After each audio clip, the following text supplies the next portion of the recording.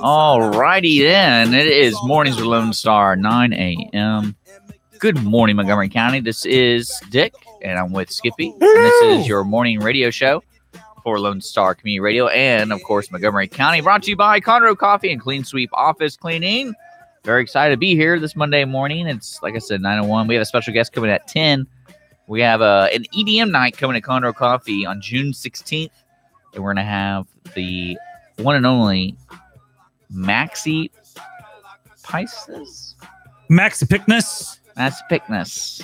There you go. He's gonna clarify it one day here, of course. But we're on Facebook Live, YouTube whatever Live. You want it to be. Yeah, Conroe's FM 104.5, 106.1, of course, worldwide streaming on our audio, irlonestar.com. Good morning, Skippy. How are you doing? Skippy in the house. Yeah, I know. I was there. So that's why we're playing this house music today, because I'm in the house after 9 months. This is like a gestation period. And Dick, you were awesome. Thank you so much for showing up. And you did not even show up empty-handed. You had sledgehammer in one hand and tacos in the other.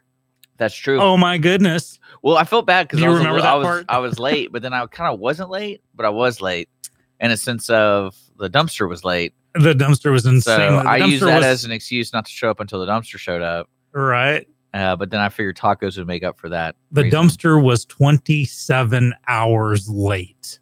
The company shall remain nameless. Let's talk trash. Well, here. I'm going to talk to them on the phone first. Do you think they misplaced the dumpster and then they found it and like, oh, we got to get it to this guy's house? No, I think they just totally.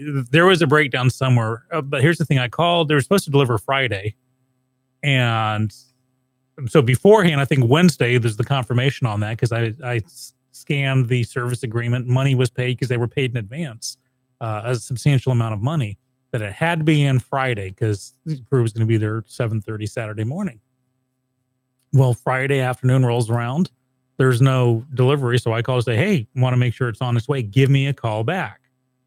So Saturday, I heard nothing. I thought, well, maybe they dumped it off. Saturday morning, I'm driving the house. There's nothing there. I start calling. No answer. So I start calling at 8. No answer. 8:15, 8:30, 9 o'clock. Brett and I decide to drive there because I'm just getting voicemails.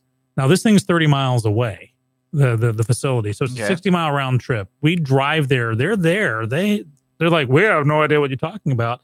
One guy finally gets on the computer. They're like, oh, okay, we're on our, we're heading out now. I'm like, well, you were supposed to be there yesterday. What happened? And they actually gave me attitude. They said, well, we're delivering it now. And I was like, okay.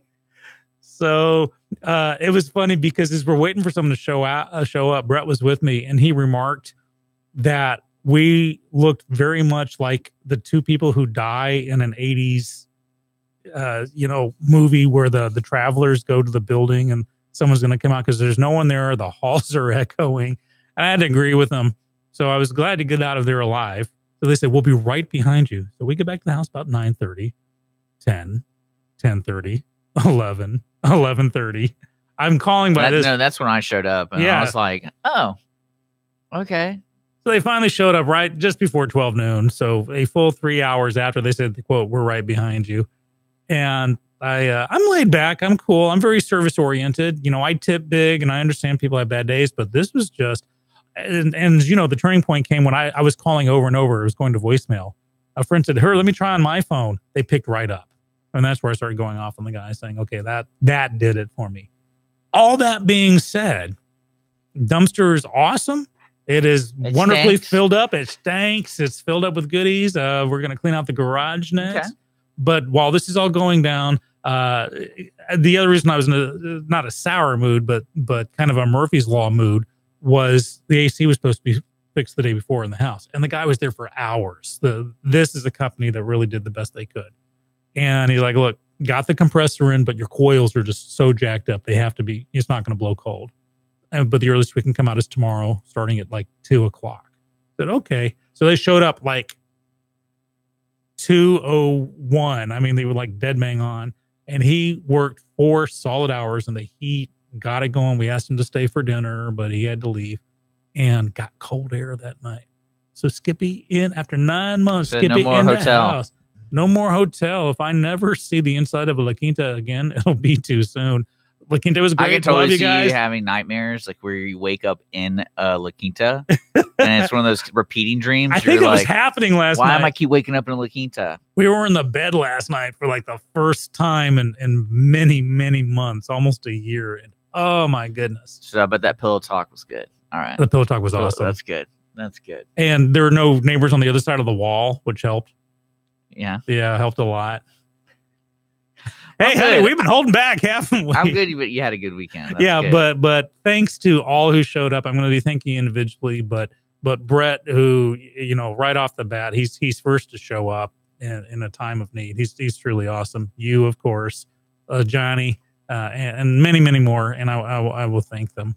But that being said, enough about me. What about you? Well, I mean, it's a beautiful weekend, and we did have a random rainstorm in Montgomery County around, I would say around like 3 o'clock, 4 o'clock. It was one of those rainstorms where it was very sunny outside, but it was pouring down rain. Mm-hmm. So we had that spate where it's like you're wearing the sunglasses and wondering where the rain is actually coming from. What's going on here? And then I smoked some ribs. They turned out really good. Okay, so if you're looking at us on YouTube, see this. Look, this is what Dick brought me. Not only did he bring tacos Saturday morning, but he brought me some ribs that he smoked himself. So I'll be trying those out later. So yeah, that's pretty much it. Just did the relaxing thing, you know. And we're getting ready to move ourselves, so that's I am there for you. Kind of that kind of deal. And it's always fun to move and to. I'm actually, this is going to be a big shift because I'm living with my fiance, and a lot of my conservative parents and family are like, "I can't believe you're doing that."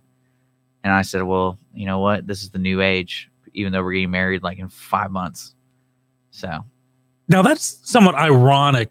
Growing up of my 3 ex-wives, we all lived together before we got married, like for substantial amounts of time too. Okay. With in fact, my 3rd wife, we lived together for 5 years before I was like, okay, I've been divorced twice. I want to make sure. Joke's on me. But with Christine, current Mrs. Skippy, number 4 and the last, we did not even cohabitate until 3 weeks, a month after we got married. Okay. We got married in November, and she was in her house till the end of the year. And so it was just it was great. Well, I think that's like in today's standard, that's it. That's the reason why people either live together or don't live together. It's out of convenience, because with her situation, her thing was up in May. And I kind of told her, I was like, it's up to you what you want to do, but, like, I don't mind waiting until after the wedding, or if you want to figure something out, like it's in your court. Mm-hmm. And she's the one that said, can we just do it to live together and find a place that we live for a while? I was like, okay. And we did. Oh, cool. Yeah. The only thing I'm still trying to adapt to is her schedule is so sporadic because she was a nurse. So basically there'll be like 3 days I don't see her out of the week. And when she does come home, it's like she's got about an hour and a half until she goes back to sleep. Oh, wow. And so that's something that I kind of laugh about, because I got in trouble this weekend because the basketball game was on Friday. I don't know if you don't really like watch basketball. I know that. But it was it was game 4. Mm-hmm. And the Golden State Warriors basically swept the Cavaliers. But I think they played in Cleveland, I think, and it went to pretty late. It was on till about, I would say, the whole ceremony and everything was 11:30, I think, 12. And Holly got real mad at me and my buddy because we were, hooping and hollering and doing stupid stuff. So I learned that lesson when she needs to sleep. You get the hub with a whole bunch of wireless headphones. Yeah. Oh man, a bunch of clapping. That's all she'd be hearing. Well, I mean, the World Cup's coming up next week, or actually it's this week, and a lot of the games are like at 1 a.m., 4 a.m. So yeah, she's gonna be hearing a lot of clapping then. Do like the quiet version of it. One of my favorite memories from the World Cup was the last World Cup over in Brazil, and I lived in Houston at the time, and the Houston bar scene would open their bars up that were like soccer bars, and they had some rule where they could serve you alcohol if you were eating food. Okay. But they couldn't, like, if you got there at 4 a.m., they couldn't give you beer.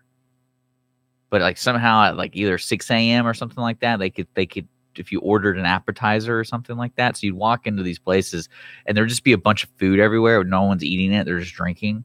And so everyone's pretty much plastered by noon. But that's just for the soccer stuff. So. Well, there we go. I'll be cheering on. In fact, I got to call my old friend Laura, who I call Lola. And last World Cup, we placed a lot of bets. We had we worked together at the time, and we had like the grid on the wall. And she's Venezuelan. Well, I'm a huge soccer fan. I'm really excited about it. But she kicked my tail. No one else cares about it, so I don't tell anybody about it. No. I'm your Huckleberry. So, well, I don't know if I want to wake up at 1 a.m. to watch Russia versus Slovakia or something like that. No. You don't want to collude? No, none of that. None of that. But yeah, so good morning, everybody. Thanks for joining us. It is Mornings with Lone Star, brought to you by Conroe Coffee, Clean Sweep Office Clean. That's what our morning was. What was your morning or your weekend like? Let us know on Facebook Live, all that kind of stuff. I did see Deadpool. Oh, yes. So, maybe. Oh, yeah, all day. It was very entertaining. And yeah, that was a good movie. But we'll be back with more of us. We got a special guest at 10 o'clock. Other than that, we got some world news and local news. There's a lot of local stuff that happened over the weekend. Someone, Greek. I saw they won the Throwdown Texas Best Burger, the Greek Squad. I wonder what it was. I bet it was their meat patties. We're going to talk about the ingredients. So we'll be right back with that. You're listening to Mornings Lone Star. Thanks for tuning in. Family and community health programs provide science-based education designed to improve the overall health and wellness of individuals, families, and communities. Developed by experts and delivered locally. Topics include child and adult health, nutrition, child care, financial management, passenger and community safety, and building strong families, all encouraging lifelong health and well-being for every person, every family, and every community. We are Texas A&M AgriLife Extension, helping Texans make their lives better. Conroe Coffee is a local coffee shop located in the heart of downtown Conroe at 206 North Main Street, Conroe, Texas. Conroe Coffee serves breakfast, lunch, and dinner, along with other treats and coffee. For more information regarding store hours and delivery in downtown Conroe, Conroe Coffee is on Facebook or by telephone at 936-266-7632. We would like to thank Conroe Coffee for being a supporter of Lone Star Community Radio and our morning sponsor with Mornings with Lone Star. Don't forget to download the Lone Star Community Radio app for your Google Play or Apple Store. Bring Montgomery County's community radio with you anywhere with your smartphone or tablet. If you are in the Conroe area, tune in on FM. That is Conroe's FM 104.5, 106.1. The Texas A&M AgriLife Extension Service has been dedicated to educating Texans for over a century. In 1915, the Extension Program was established under the federal Smith-Lever Act to deliver university knowledge and agricultural research findings directly to the people. Ever since, AgriLife Extension programs have addressed the emerging issues of the day, serving diverse populations across the state. Texans turn to Extension for solutions in horticulture, agriculture, 4-H and youth, and family and consumer sciences. Extension agents respond not only with answers, but also with resources and services that result in significant returns on investment to boost the economy. Join us Fridays at 1 o'clock for the AgriLife Extension Hour. Business office cleaning is available in the Montgomery County area from Clean Sweep Office Cleaning, with scheduled cleaning services such as floor care, window care, trash collection, restroom disinfection, and stair and elevator cleaning. Clean Sweep can service a business one time or on a regular schedule, with daily, weekly, and monthly options. Clean Sweep Office Cleaning can be found online at cleansweepofficecleaning.com or by calling 832-689-7996. Clean Sweep Office Cleaning. Take back your time and let us make your office shine. Mornings with Lone Star is sponsored by Clean Sweep Office Cleaning. Party hot. I'm taking it back to the old school because I'm an old fool who's so cool. If you want to get down, I'm going to show you the way. Yeah, it is. Let me hear you say.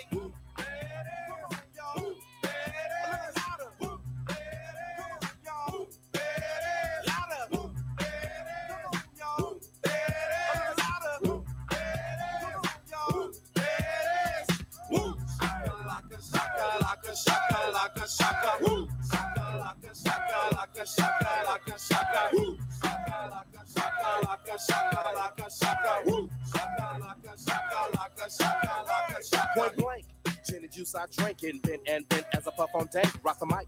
I crave skin. All right, welcome back. Morning's Lone Star, irlonestar.com. It is 9:16. Don't forget, we got special guests coming in at 10 o'clock talking about some EDM night at Conroe Coffee this weekend. EDM, that just sounds dirty. Oh, I'm into EDM. I mean, it's a little too early to what does start it stand thinking for? dirty. I don't know. We'll find out. Extreme Dungeon Maneuvers? Yes, that's exactly what it I knew stands it. for. I knew it. But yeah, welcome back. We're Welcome on back. Facebook, YouTube, all that stuff. Brought to you by Conroe Coffee and Clean Sweep Office Cleaning. All right. So, do you want to start with some local stuff? Let's talk local. Yeah, I saw some local stuff. There was a burger show throwdown That's right. this the weekend. third in the annual Woodlands. Texas Throwdown Now, Burger do you know Music anything about this thing? Fest. Yeah. So- Brainchild of Kristen Blanchard. Okay. Now, you got to tell me, do they eat a whole burger or they just have like. No. There are bits and pieces. In fact, one of the judges was a friend of mine, Bob Milner, who was with Mercedes-Benz of the Woodlands, but now started his own company. And well, I want to get him on the air some points where he can talk about it. But yeah, he was talking about being one of the judges, and someone's like, "Are you eating the whole burger?" And he's like, "There is no way." They cut out like a little triangle out, a little hors d'oeuvre level. Yeah.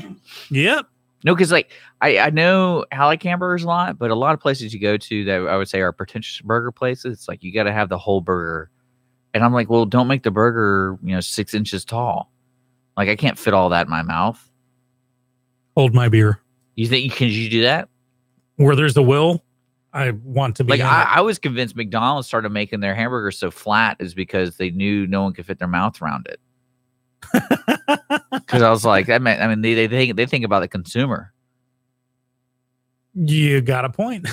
and that's why I always thought Whataburger made their burgers so wide because you could fit the whole. Because you're not doing like an 8 ounce little patty with like all the toppings. Mm-hmm.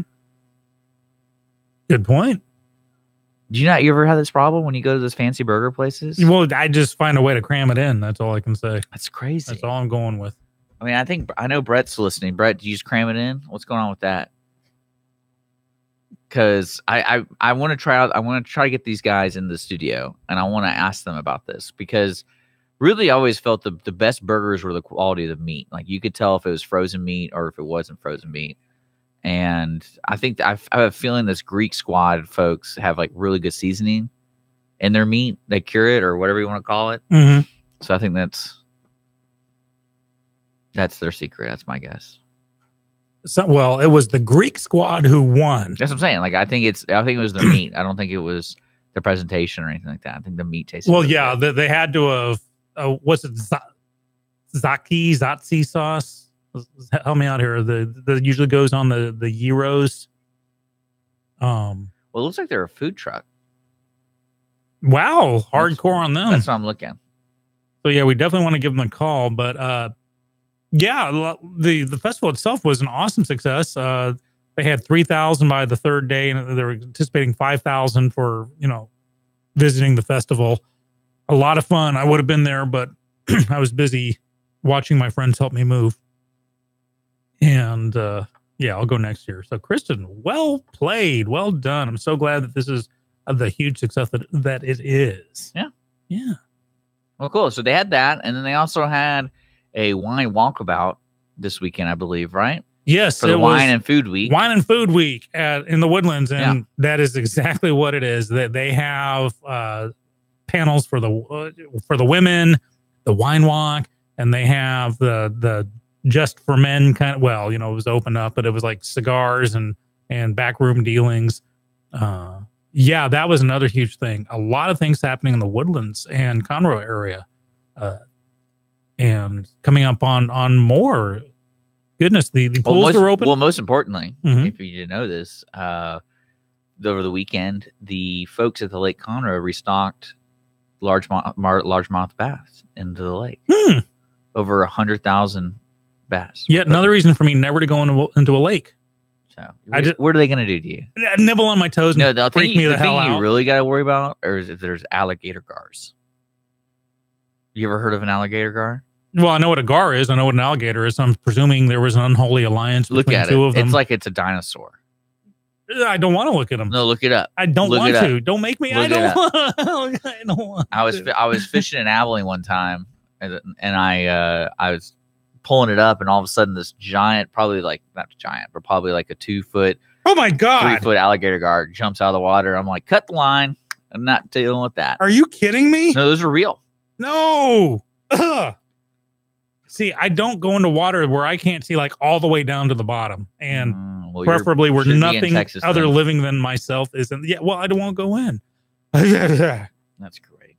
Well, you heard about the, I don't think we got around to talking about it, but last week there was a headline where this guy unfortunately passed away because he was surfing and a shark came in, a tiger shark, and bit off His pelvis. Yeah, the whole area too. I heard about that. his genitalia Well, yeah. and pelvis, Yeah. and he bled to death. But that'd be one of those, just let me bleed to death.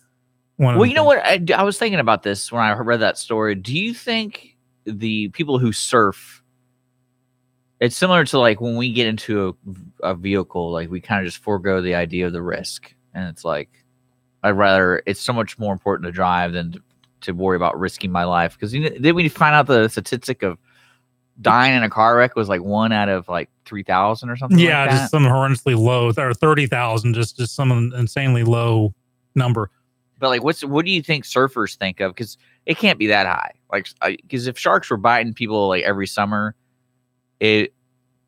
Well, sharks do bite people, but it's not like Jaws where one shark goes after everybody. It's like, the news doesn't report about the 5,000 airplanes that are going to Or land Deep Blue safely Sea. today. where Deep they're Blue Sea. making them smarter. Right. And did you notice that each shark gets killed in order of how they die in a Jaws movie? Hmm. Yeah, that was cool. I loved how Samuel Jackson just mid-sentence crunch, he gets killed. But for surfers, and Rick, the reluctant cowboy, he's a hardcore surfer Okay. back in the day. Well, that's what I'm thinking. Because like, I think it's a life, it's a Zen thing, it's a life thing. It's not just hey, Yeah. I want to go. well, because there's clearly areas in the world that are more dangerous with sharks than like say Galveston. Galveston also doesn't have waves as big as like Hawaii or wherever. But there's at one point where you're just risking too much, right? Like I would think you're insane. Kind of like those guys who get jet skied out to those like remote island places, Mhm. and they're like giant waves. Like It's that kind not of for stuff. me. That's like, man, you're on a level to me. And for those who are into that, all power to them. You got your skydiver junkies or your rock climbing guys and gals, and all power to you. I can't wrap myself around it personally, but there you go. I got nowhere to go with that. Oh, that's boring. I'm sorry, I'm catching up on some of the comments here, and I'm trying to put them in context. Well, I know a lot of people are still like talking about Anthony Bourdain, and I think like CNN and places like that are finally not doing their news or just playing Anthony Bourdain stuff. Right. But by the way, just like it has just been brought to my attention that Galveston is chock full of bull sharks. Well, yeah, but I mean, So- like you don't hear about surfers there. No one really surfs there, but True. you don't really hear a lot about shark attacks in Galveston. Maybe You know why? Because the sharks eat you, so you can't complain about it. No, it's probably because they can't see anything because it's so murky. And Yeah, I don't want to see the clear water of Galveston because I see all the sharks underneath it. Just when I was a kid, I thought that the because shark like I had to show read its like fin. because I've read that Australia and New Zealand, like those are really great places to surf, like one of like the best. Mhm. But they're also one of the most dangerous places. And Yep. I think there's there's an Asian coast somewhere too that has the same problem, where the surf is so good, but it's like it's significantly higher if you get into the water there than if you get in the water, say in Galveston. Mhm. Yeah, just all power to you. In fact, I remembered what the Because those people would surf in the channel, right? You ever see those videos? Mhm. Because they follow the tankers and they create those waves. Yeah, I actually helped do. Someone did a video on one for a documentary. Larry Zach, who directed a movie that I was in, and so I helped him put together this video. All right, let's see. Most dangerous. Okay, I got the most exciting. I gotta find the most dangerous. What, sport or hobby? No place to go surfing. Oh, This is important information. People need to know this. Well, how many of our listeners are going to schlep down to us? Well, I don't know. I will not judge or presume. I can't pronounce a lot of these. A wiki a lot of Tahiti. There's a place in Tahiti called Tahiti. Tihupo. Okay, I believe you. Then there's the California Red Triangle. They call them because of all the Mavericks. blood in the water because of the sharks. I don't know. And then there is another island, Oahu. Yeah, it's called Waimea Bay. Mm-hmm. And then there's a place in Mexico dubbed the Mexican Pipeline. In Puerto Escondido. We have the Hawaiian named Pipilini. Oh, sorry, that's Pipeline. My bad. I hate you so much.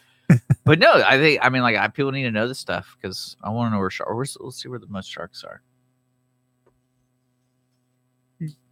Yeah, I've watched too many, and that's the thing. I'm mortally terrified of sharks. That's why I just don't get in the water. And I know they get an unfair rap. It's like pit bulls. You know, not all pit bulls are evil, but unfortunately, every time there's a mauling, it typically to give you an idea, in 2010 there were 79 attacks, and the most worldwide. Yeah, the most top 3 dangerous places is Coffin Bay in Australia, and then Surf Beach, North Santa Barbara, and then New Sonora Beach in Florida. Cool. So I guess Amityville is off the. No, not Amityville. What was it called? Amity Island. Well, that's one thing. Off the menu. I wonder why these scary movie people haven't made a scary movie about something with a lake or like water. And I'm not talking some cheesy with lake, like with Lake Placid. I was just thinking but I have actually a couple of friends out at Lake Placid right now, and I was just like, this is a place with an alligator. I'm talking like a legit scary, it lives beneath kind of stuff. What was the one? Because there's a couple X-File episodes with it. This is true. There was a movie I saw not too long ago, The Shallows. And I think I saw it in 3D. Yeah, with Mandy Moore. There wasn't Mandy Moore. It was, isn't it? Was it Blake Lively, something like that? One of Blake those Lively. Yes. That was good because whereas, okay, it's giving a shark kind of human, sharks hanging around just to eat you because it's ticked off at you. Put that aside. It was actually very interesting how she's trying to figure out to save herself. For those of you who haven't seen the movie, gal is swimming. She gets caught out with a shark who's circling her, and she's on this little atoll, I guess is the best phrase for it, little 3-inch square island that she knows when the water's coming in, and the shark's just waiting for the water to rise up, so she's got to swim back to shore. And it was very, very interesting. And I know it gives sharks a bad name, Shark Week, or we're talking about, they're just being I remember sharks. when Shark Week came out at the very beginning, it was more informational. And then it just every year it got more and more, let's sensationalize. Do we need, during Shark Week, I have not seen any of them all the way through of the Sharknado movies. Well, you don't remember that. You remember it was 3 or 4 years ago, the Magnodon or... Well, I did see, and they claimed it was a documentary, so people thought it was a real deal. I did. The only one of those I watched was Mega Shark versus Giant Octopus. Well, that was a movie. Yeah, that was so wonderfully bad. That was with I think Lorenzo Lamas played the based off a real encounter. Yeah, played the rogue CIA officer, and I think it had Debbie Gibson and Tiffany. So the SmackDown of the '80s teen pop idols. It was wonderful. So bad it was great. But what's your favorite shark movie? Give us a call or hit us up on Facebook Live. I really liked Deep Blue Sea mm-hmm. because of Petey the bird and LL Cool J's relationship. Mm-hmm. That to me was the most bizarre thing I've seen in a while, writing wise. You know what I'm talking about? Oh, Remember he has a little bird. Mm-hmm. Come on, bird. You listen to Lone Star Community Radio here on irlonestar.com/MWLS. We'll be right back. Business office cleaning is available in the Montgomery County area from Clean Sweep Office Cleaning. With scheduled cleaning services such as floor care, window care, trash collection, restroom disinfection, and stair and elevator cleaning, Clean Sweep can service a business one time or on a regular schedule with daily, weekly, and monthly options. Clean Sweep Office Cleaning can be found online at cleansweepofficecleaning.com or by calling 832-689-7996. Clean Sweep Office Cleaning, Take back your time and let us make your office shine. Mornings with Lone Star is sponsored by Clean Sweep Office Cleaning. Listen in Mondays at noon to hear Conroe news from local nonprofits, businesses, upcoming events, Conroe Park events, news stories, and information that matters to you with your host, Margie Taylor of Taylorized PR. For more information about being a guest, visit irlonestar.com/Conroe Culture. Our talk shows and music shows are looking for sponsors. Want to expand your brand awareness? Reach the hyper-local audience in Montgomery County? Lone Star Community Radio sponsorships accomplish this. Want to see our stats and rates? Check out irlonestar.com/sponsor for more information. Or call in and leave us a message at 936-647-3776 with your questions. Get seen on TV, YouTube, and heard on our podcast, FM, and internet radio. Support your local radio station with Lone Star Community Radio. Conroe Coffee is a local coffee shop located in the heart of downtown Conroe at 206 North Main Street, Conroe, Texas. Conroe Coffee serves breakfast, lunch, and dinner, along with other treats and coffee. For more information regarding store hours and delivery in downtown Conroe, Conroe Coffee is on Facebook or by telephone at 936-266-7632. We would like to thank Conroe Coffee for being a supporter of Lone Star Community Radio and our morning sponsor with Mornings with Lone Star. Does your company have needs that can be met by an employee who is dependable, hardworking, enthusiastic, motivated, cooperative, respectful, and punctual? Conroe Independent School District Special Education Department can meet your needs by connecting you with potential employees that have been preparing for a lifetime of employment. We have numerous individuals seeking paid and unpaid work experiences. If your company is interested in seeing how we can meet your business needs, call Conroe ISD Special Education Department to find the best employees for you at 936-709-7671.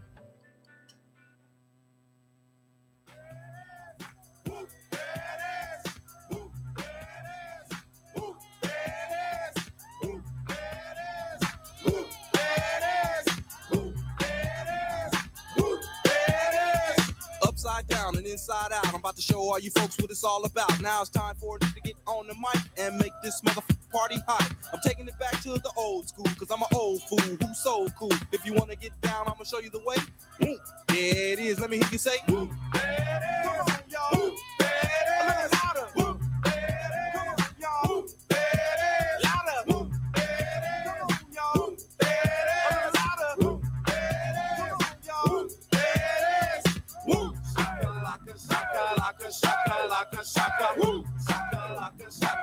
All right, welcome back. Mornings Lone Star IR, LoneStar.com. Hanging out in the studio, talking about fun things that happened this weekend in the Woodlands. Oh, I did want to let people know International Yoga Day is set for June 23rd at Town Green Park in the Woodlands. So if you're into yoga, I guess that's like, can you imagine the stink there? Well, yes, I can now. Yeah. I miss aerobicize and jazzercise, you know, the ladies and the bright spandex and like the wristbands and stuff bouncing around in the 80s. Oh, of course you do. Bring me back the 80s. So yoga, it's too sedate, too serene. Nothing's bouncing. No one's jumping. There's no energy. But yeah. So are you gonna be there for yoga day? No. I would be there, but you know, restraining orders. So well, you know, most importantly, Father's Day is this weekend. It is, isn't it's it? on the 17th, yeah. It is. It's you ready for that? Up on me. Apparently not. I totally forgot about that. Yeah, awesome. Ever since you've been around, has there always been Father's Day, or was there like a shift in the cultural holiday days? No, in fact, Father's Day is one of the most, I think, immutable holidays. It's been around ever since I've been alive, as far as I know. I'm not sure exactly. If you're a listener that's older than 32, let me know. Well, because I know, like, ever since I've been around, there's been Father's Day. Well, ever since I've been around, like, where did Father's Day come from? Well, the fathers are going, well, there's Mother's Day. What? You really think Mother's Day was first? I have a feeling Father's Day was first. Because let's be honest, like, we don't have a really good track record. Mother's Day was apparently like Hallmark kind of put it together to sell cards. Yeah, but Hallmark hasn't been around for 200 years. Well, no. Okay. Father's Day, 1966. President Lyndon B. Johnson issued the first presidential proclamation honoring fathers, designating the third Sunday in June as Father's Day. So Mother's Day, it's saying was first celebrated in 1908. So there you go. Women can't complain about that. There you go. So the president actually did it. Well, he proclaimed it, and then Nixon signed it into law as a permanent national holiday in 1972. Now, a woman by the name of Sonora Smart Dodd came up with the idea of honoring and celebrating her father while listening to a Mother's Day sermon at church in 1909. So Mother's Day did come first. So, yeah, I was alive. So this is funny. In 1966, in June, if that was the first one, then I was alive, but not yet 1 year old. So I have literally celebrated every Father's Day. All right. Now, the cultural shift has changed because it's the most immutable in the sense that, Mother's Day, it grows every year. It used to just be a card and, chocolates and nylons. But now it's sales. Everyone's got the Mother's Day sales for jewelry and. Well, I think that's just more of. And FTD. I think that's just more of capitalism taking advantage of already the mood. Right, but Father's Day we still get soap on a rope and a necktie. We don't get we don't get taken out to dinner. Well, Sears does their thing. They used to do their thing, and then not anymore. But no. Usually, if I growing up in our family, it's more spend time with Dad. Oh yeah, that was the thing. That was really go to a baseball game or do that kind of stuff. I asked my daughters, listen, if I give you $20, will you take me to Luby's for dinner that day? But also, my father's birthday is on the 26th, so it's always been kind of combined. Oh, you can't do that, Dick. And then I also have 3 brothers who have children, and so it just becomes this whole mix of and then I have 2 sisters who have husbands, and then it's so Father's Day is all over the place now. No, I'm the only one that's not a dad, so I'm the only one that shows it to my dad's fathers. You're right. No, one of my stepbrothers, Cub, is literally 6 months younger than me. So we like to tell people we're brothers 6 months apart and let them try to do the math in their head. But he's a Christmas baby. Literally, Christmas Eve is his birthday. Okay. And none of us, we just refuse to combine his birthday. It's not fair. I'm lucky. My birthday is smack dab in the middle of the year between Christmas. So I kind of get the half year a reboot. But yeah, no, you gotta celebrate your dad's birthday separately from Father's Day, Dick.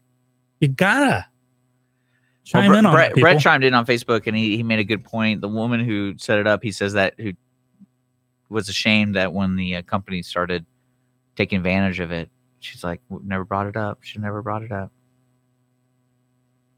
But I think it works though. I mean, it encourages people to spend money. That's always going to be good for the world. I'm all about the Father's Day, just, acknowledging the existence. I do a little, once upon a time, I got to dig it out. I haven't done it in a few years. Did this, a monologue to all the fathers and stepfathers and half father and all that out there and father wannabes. And the punchline is that, we're the silent partner. We're there, we're doing it. And one day, we just sit back and wait for our kids to grow up. And they're doing something really amazing, and they're on national television. They look at the camera and they smile and they wave and they say, "Hi, Mom." And that's what it is to be a father. There it is. That's what we are.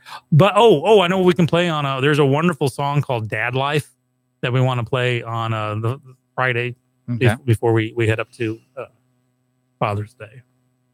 You do anything special for Father's Day? Because do fathers have to set that up, or is it something that the mother or the kids need to set up? Well, the mother and kids need to set it up, but the father typically sets it up. What am I doing on? Boy, hey, it is also Ezra Charles's birthday on Father's Day. Ezra Charles is a local boogie woogie rock legend in the Houston area. He used to be Ezra Charles in the Works, and he's a friend of mine. And he is going to be 1 year older on the 17th. I have way to take away from Father's Day. I do have an audition on Father's Day in the afternoon.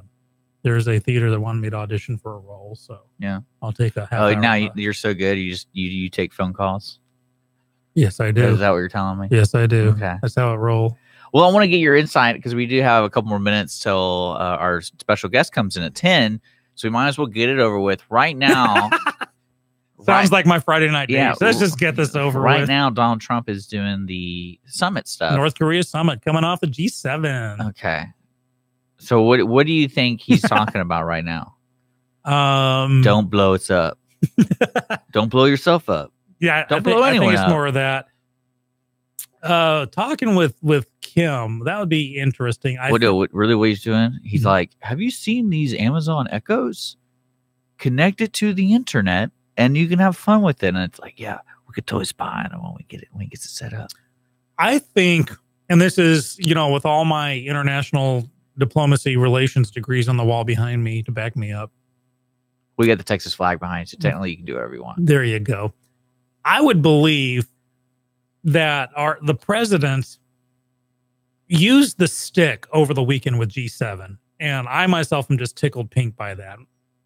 But for North Korea, I believe it's more of the carrot over the stick. Okay. We used the stick on before, and when our favorite whack job, Kim Jong-un, was, they didn't show up to the meetings. He kept saying, we're going to pull out. So Trump's like, fine, we're pulling out. You don't quit. One thing I've noticed about President Trump is he's definitely more vocal than any other president when it comes to like the major decisions that are going around in like, say, foreign stuff or internal stuff here. Mm-hmm. And it's like, you always know where he stands in the sense of, I don't like this guy. He's talking trash. I'm going to talk trash about him. Well, there's something interesting. His approval ratings, and I mean, this is a poll. You got to take everything with a grain of salt. But his approval ratings are actually higher than both Obama and Reagan. So I'm not saying this is a Democrat thing, just other presidents at the same time into their presidency. And despite the De Niro's of the world who just want to hijack yet another award show to literally say what I've been complaining about off the air, blank Trump, and get a standing ovation for it. It's funny. I was thinking about making a spice mixture and calling it blank Trump. Ooh, what would be in that spice? I don't know. It'd be good though. Yeah, it would be good. It'd be salty. But that's funny because I remember my family is conservative, but they're more of like, they don't like the idea of boycotting stuff. It's kind of like, it's ridiculous. And one of my mom's favorite shops is Pinsy's down in Houston on like 23rd. Mm-hmm. And they for some reason they sent a letter out to everybody, all their customers, basically saying they don't support Donald Trump.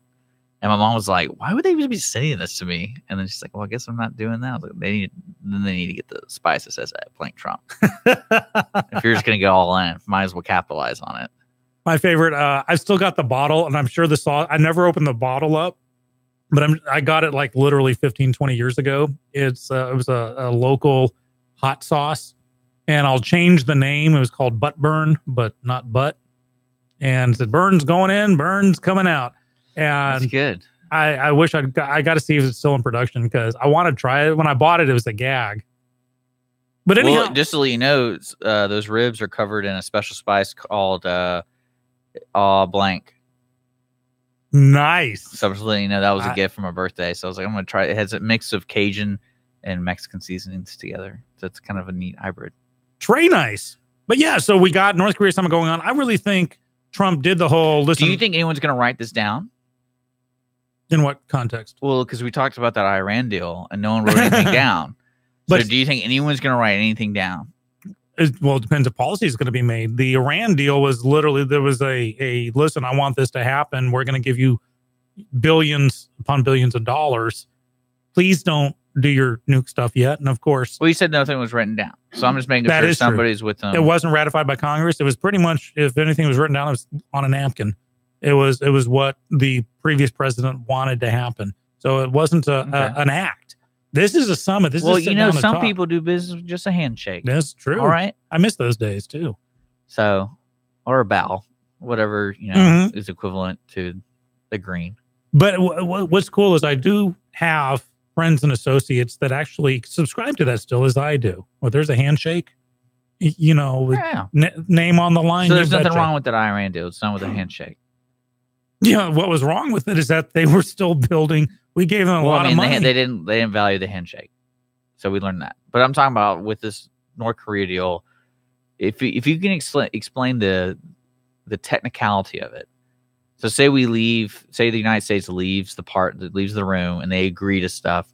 Is it just like we stand next to North Korea leaders, we did it, and we have a piece of paper that says we did it, and we signed it? And that opens up diplomatic relations. But it's just on paper, and then we file it. Yeah, you seen the joint thing where you have the blue folder open 20 years from now, there's an issue. It's like, hey, let's look at the we did it paper real quick, and this is what it says. Mm-hmm. Well, it'll be immediately because each one will write it. And in fact, you use a pen. Sometimes each letter is done with a different pen because the pens become commemorative. So they're like D, O, another pen, N. Are you serious? Yeah. Now, usually it's just... That's a little ridiculous. Yeah. But if it's like the SALT II treaty, I think was one that was so not overreaching, just so big that they had to have a lot of pens for it. So this, I think Trump is trying to schmooze. Well, I'm just trying to understand that, like how it works in today's world, because I can understand back in the day because paper was respected and that kind of stuff. But like today, I mean, you can have a whole document that says you owe us this or we owe you that, and no one ever cares about it. This is a president who would hold someone to it. Hey, we had a deal. I mean, I can hear him saying that. Sure. We had a deal, and so we're going to mess you over. And that's the thing, the Canadian thing with Canadian Premier Justin Trudeau having a cry fest. It was funny because Italy in the G7, because Trump was saying, the rest of the G7 is pretty much saying, well, America should just be by itself. It should be the G6+1. And I'm like, go for it, because all other countries are far behind America, gross domestic product, economy, everything. So it's like, great. Well, because they're saying, well, America's trying to isolate itself. America is isolated. We're already more, in fact, some of those are, no two countries can match America together. And then Trump's like, forget that. I think we should bring Russia back in, make it the G8 again. Because the whole Crimea thing a few years ago, that's why they got out. Italy actually sided with Trump on that, saying, yeah, we agreed too. So you got Germany and Canada kind of crying. You got Merkel, who's the German chancellor, and Trudeau, the Canadian prime minister, who are, well, this is just, he's a poopy head. And if you knew how much the Canadians' tariffs on U.S. farmers are, you'd tell them to shut the heck up.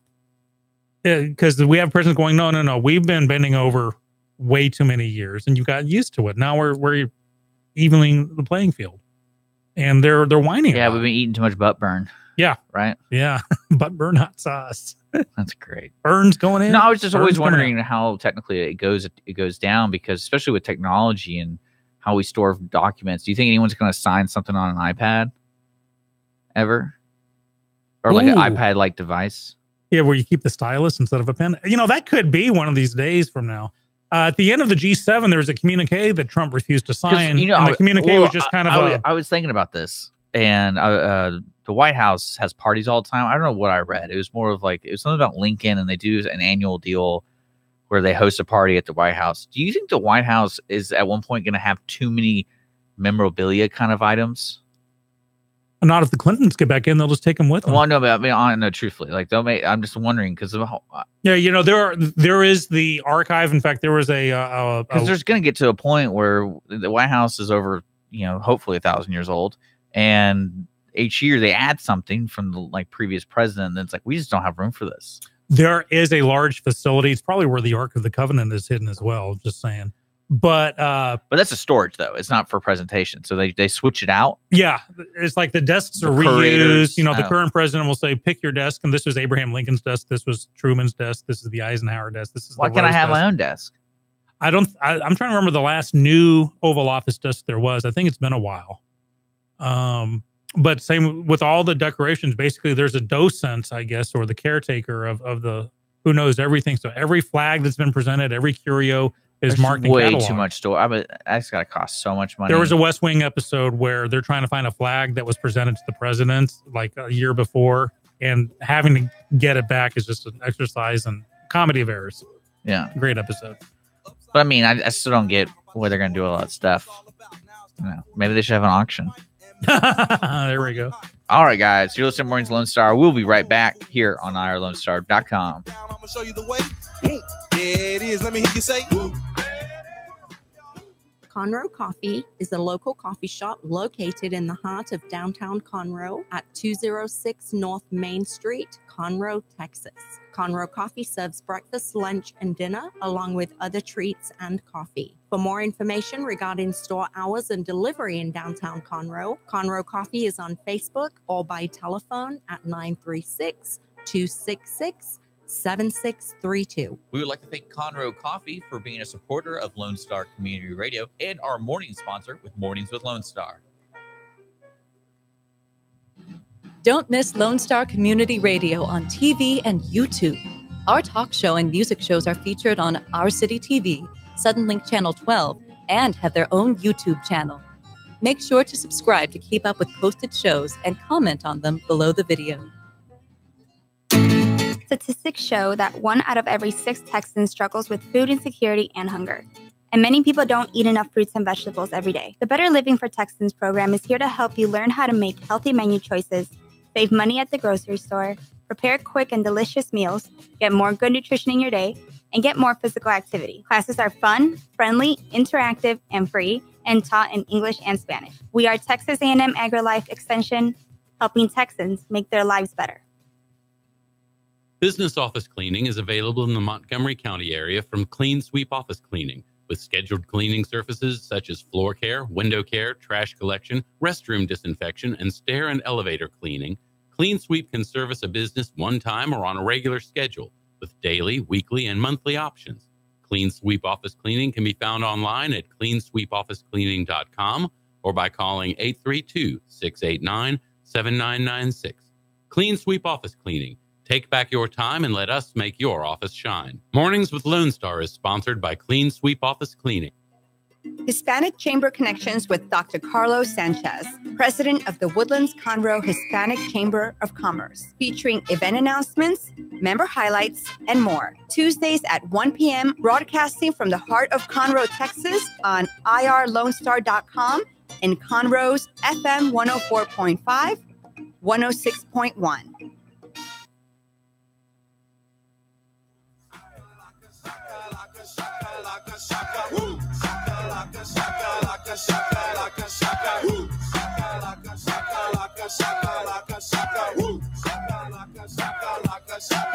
All right, welcome back. It's 9:53. Mornings Lone Star, irlonestar.com. Don't forget, we have a special guest.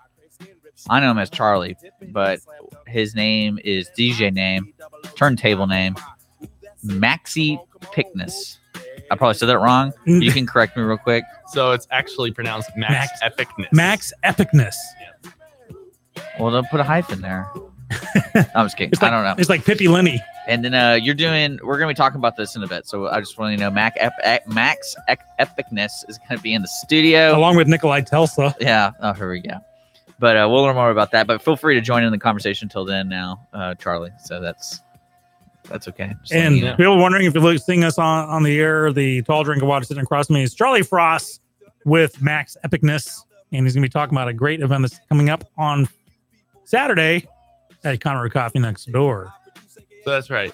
So this Saturday, I'm going to be... well, we're not talking about this right now. Did I just say that? Yeah, we're going to lead you into it. I was whetting their appetite. Jeez. You got another 6 minutes before you're official. Yeah. Jeez. We got to let your fan base start tuning in. Have you put it out on social media yet?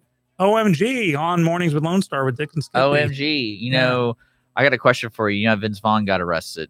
And he did. Do they usually release videos of arrests, like DUIs and stuff? More and more of them, because the cops are like, we're tired of getting on the wrong end of, being accused of stuff. Okay. So, yeah, they're getting leaked.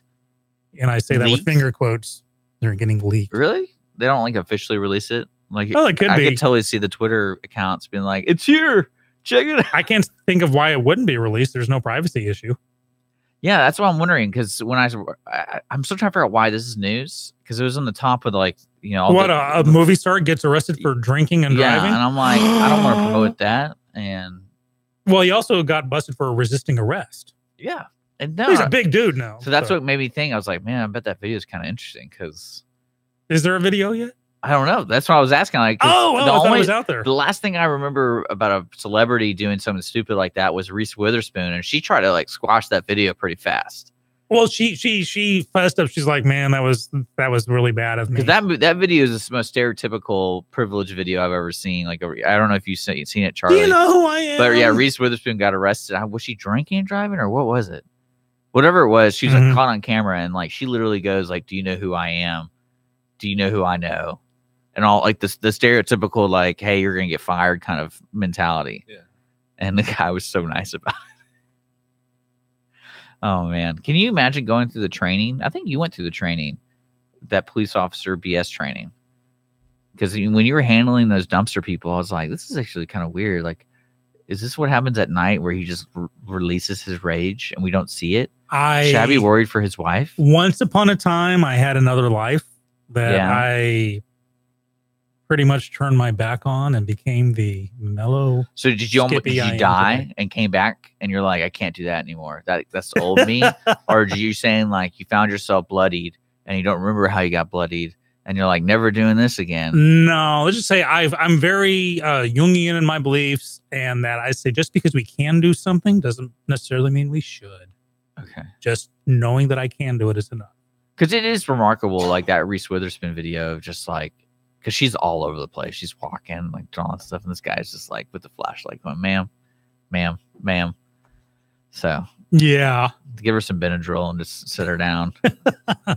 So Vince, sorry, man, that you got busted for drinking. And did you see his mugshot? He's like grinning in it. Yeah, but in one of my mugshots, I'm grinning too. So I guess I can't judge him on that one. He looks sober. You're asking the difference between like DWI and DUI. I think it's more humane to have DUI, because just try to say DWI when you're drunk. Well, I thought it was based off the city or more of the state, like how they punish each one. There's like one of them has more of a punishment to it, or it has more room to be punished for. It's more punishment to have DWI. Do you know why I pulled you over? DW drunk. So yeah, it's easier to say DUI. Yeah, pull me over for DWI. I'm looking at it. You seeing the difference between DUI and DWI? Type faster, Dick. We have dead air. I can only carry so much. The main difference between the two boils down to the age of the driver in Texas. Really? Yeah. I never would have guessed that. A person operating a vehicle who's 21 years of age or older and who's legally intoxicated will be charged with a DWI. So I never would have Charlie, pop in. Yeah, Charlie, how many DUIs do you have? None so far. I just kidding. I hope not. But sealed records. So the W stands for while intoxicated. Okay. DUI is driving under the influence. All right. And see, I would have thought it would have been like maybe adding the possibility of drugs into it, because influence to me, although intoxicated, you can be intoxicated on drugs as well, but typically it means alcohol. Well, I think what's also interesting is the DWI, from what I understand, it has to be 0.08. Mm-hmm. But if you're under the age of 21 and have any alcohol in your system, you're charged like regardless. It's a zero tolerance, right? Yeah, so regardless, you're getting a DUI. There you go. Yeah, so I had to learn that when I was taking my driving courses. That zero tolerance. That's crazy. It's just. I think it's also more of a moral issue, because you're still growing up, and you need your brains, and if you start drinking when you're that young, is your driving skills in the future going to be like good at all? It's well, we're also talking about 0.08 in a minor. I mean, I can't imagine what they're going through. Yeah, that's like double on that one. But yeah, Charlie, you're absolutely right. When I was young, I will let you know, it does say that people under age of 21 still can be charged with DWI if the blood alcohol content is greater than 0.08. And what it's telling me is first time offenders for DWI is $2,000, and then you lose your license. Could you lose your license for 3 years? But it didn't say anything about DUI stuff. Yeah, I think it's really great that they have it's a much more serious offense for a teenager to be caught drinking or drunk, because while driving, of course, because it's so much more dangerous, for young kids, young adults. They already don't know how to drive. So yeah, I had to learn in my driving courses that like between the ages of 18 and 21, you're like so much more likely to get seriously hurt or worse, like from driving, than anyone of any older age. And that's why insurance is so expensive. Yeah. Right. And well, then that's the fine line you walk, because when I was younger, teenagers do stupid things because they're, you betcha. Because they're teenagers. They're learning, I remember the first time I got behind the wheel of a car, I was like going like 98 miles an hour before I even realized it, because I'm amazed I got out of there alive. I just had no concept. Yeah. Well, I was in England. It was an MG BGT I was driving. I had no speed limit. I was like, woohoo. But I could have wiped out easily or clipped somebody. Teenagers go to parties. Oh, just have one beer. They do. And so to mark someone for life with that, it could be, I'm not promoting drinking and driving at all. It is a bad thing, very bad thing. But you have a teenager who's basically genetically predisposed to be an idiot. And then you have someone, let's say my age or older, who should know better, or even someone half my age should know better than that. And I think that's where there should be even harsher punishment. Or let's say you have a youngster who's DUI or DWI, give them a chance, give them the second chance, seal the records, stay sober for 10 years.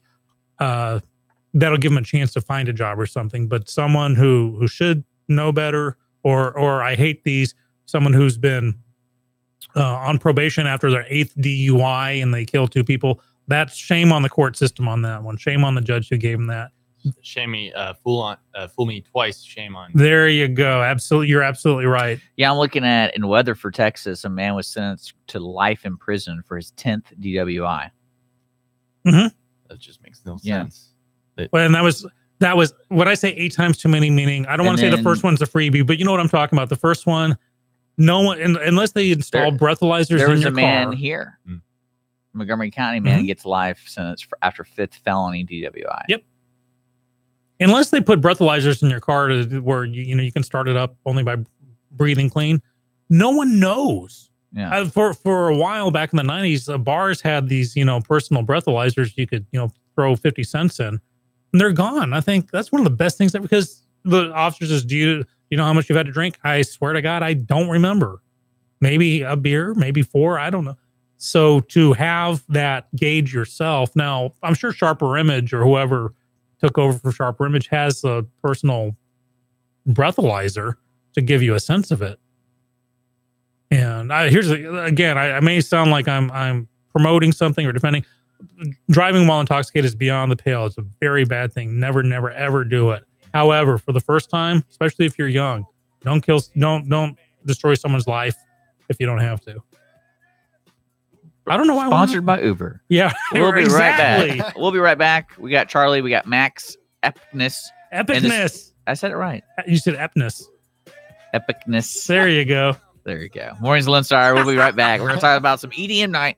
Have it at Conroe Coffee. What does it mean? What does it mean? I'm taking it back to the old school because I'm an old fool who's so cool. If you want business office cleaning is available in the Montgomery County area from Clean Sweep Office Cleaning, with scheduled cleaning services such as floor care, window care, trash collection, restroom disinfection, and stair and elevator cleaning. Clean Sweep can service a business one time or on a regular schedule with daily, weekly, and monthly options. Clean Sweep Office Cleaning can be found online at cleansweepofficecleaning.com or by calling 832-689-7996. Clean Sweep Office Cleaning. Take back your time and let us make your office shine. Mornings with Lone Star is sponsored by Clean Sweep Office Cleaning. Lone Star Boxer Rescue is a nonprofit organization serving Montgomery County and surrounding areas, dedicated to the health and well-being of the boxer breed. Lone Star Boxer Rescue is run and managed 100% by volunteers since 1999. Our main objective is to rescue, rehabilitate, and rehome boxers that come to us from many sources, including local animal shelters, owner surrenders, and strays. For more information about Lone Star Boxer Rescue, visit our website at lsbr.org.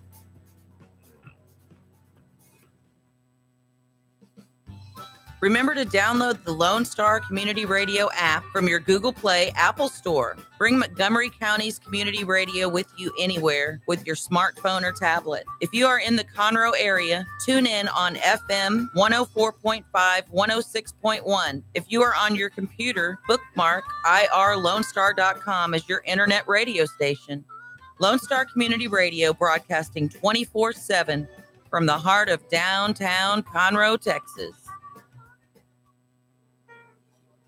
Conroe Coffee is a local coffee shop located in the heart of downtown Conroe at 206 North Main Street, Conroe, Texas. Conroe Coffee serves breakfast, lunch, and dinner, along with other treats and coffee. For more information regarding store hours and delivery in downtown Conroe, Conroe Coffee is on Facebook or by telephone at 936-266-7632. We would like to thank Conroe Coffee for being a supporter of Lone Star Community Radio and our morning sponsor with Mornings with Lone Star.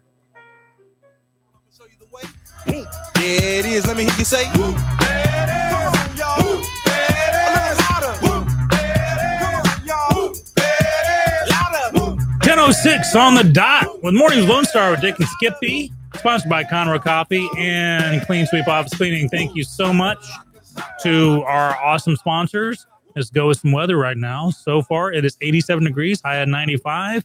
Partly cloudy all day and all night. Only a 1% chance of rain.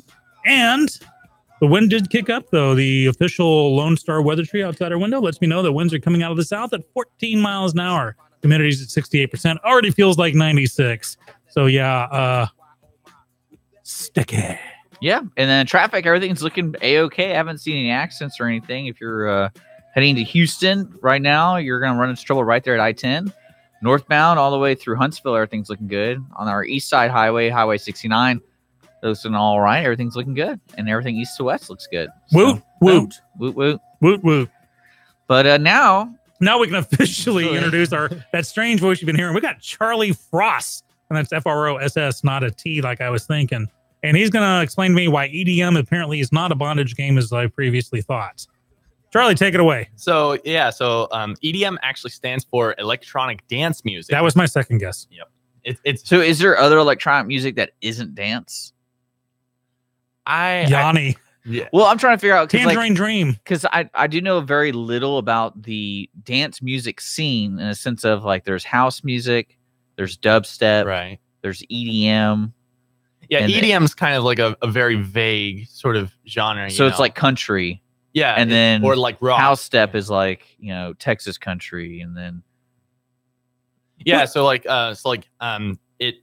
EDM is like, like you said, it's like country. It's very broad. It's got lots of different subgenres. Yeah. It's been growing for a long time. Yeah. I mean, it's been big since the 80s, really. Yeah, this is very exciting, because specifically at this, I've been doing this EDM night thing for a few times before last year. Yeah. But this time I'm going to bring a friend with me, and his name is Parker Rudolph. I believe he's been to Conroe Coffee before, and him and I are going to play some Christian electronic music. So how... Okay, that's another question. How is it different? Because isn't EDM basically all sounds? It's more like it's like synthesized sounds, yeah, but how would it be Christian? So you're just saying Christian music.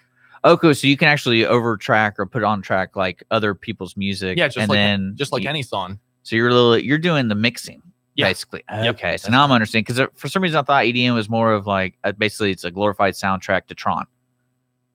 You know, talking about like when you listen to Tron, the movie, you're like, or like it's Transformers. Like, and it's like, okay, so there's no words. It's I'm flashing back to Spyro Gyra and it's just beats. Tangerine Dream and Jean-Michel's Jar. But you can actually that's electronic. You can put lyrics to it. Yeah. But, okay.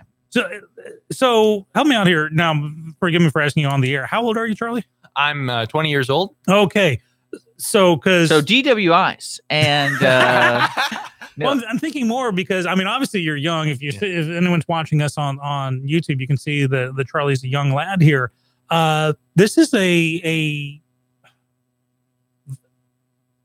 something that's been going around for quite a while. Electronic music, spinners and stuff. Oh yeah. When I was your age, we had it where it actually was the vinyl and doing that. So is this like the next generation of it? Did it die and come back? Is it never left? Well, EDM, I would say it's kind of like, for lack of a better word, it's been evolving. It's been getting like better sounding. Like there's lots of like in the past, it was very simple. Like techno started off with like lots of very simple noises and lasers and stuff. But now I would say that the modern subgenres of EDM have become a lot more complicated or complex. It's very intricate. There's lots of time and effort. The standards have skyrocketed since its beginning. Some subgenres I would say have become a little too intense for my taste, but that's just me. Give dubstep, for example. It used to be something that came as a product of electronica, punk rock, and some reggae. You mix that all together, and that's what it started off with in like south of London or whatever. But now it's become so, just like electronic dance music, it's become so vague. There's lots of different kinds. And yes, the most mainstream kind of dubstep today has been popularized with this one subgenre of that subgenre called a rhythm. And there's so much time to explain all the details. Have you heard of Boiler Room TV? No, I have not. No. Okay, I was introduced to that. It's on YouTube and they have a website. Basically, what they do is they go to dance clubs, and it's like that's EDM, dubstep, depending on who the artist is. And they basically just set up a couple cameras around the DJ, and it's like you could be in Brazil at a rave, and you just put it on. And that's what you can watch it live, right? And so you can listen to set lists live, and they do a bunch of other like all around just different music. That's when I started listening. Like my first EDM was on that, and I was like, right. I guess it's one of those things you got to be there because it was like people that were having fun, and I don't know if it was. To me, it feels like EDM is kind of a motif that you got to be there in the moment for it. Oh yeah. Some you can listen on through headphones later and in the car, but this is something I think you need to experience the live aspect of it. Right. I understand what you're talking about. Like there's some songs that people have produced that sound like better at a concert, and then there's some that sound good when you're listening to it by yourself. I would say that to each their own. With EDM, it's there's lots of different styles you can do. Just like for example, when my family and I spent the last week in Costa Rica for a mission trip, we heard a lot of what's called reggaeton. I don't know if you've heard of that. It's like the reggae meets. Yeah, it's like a very moving kind of beat. It's like dun, dun, dun, dun, dun, dun, dun, dun, dun, okay, like nice little syncopation. Yeah. I get that. Yeah, and so I know that EDM has its very own version of that. They call it Moombaton. I think that the ton These names suffix, are great, by the way.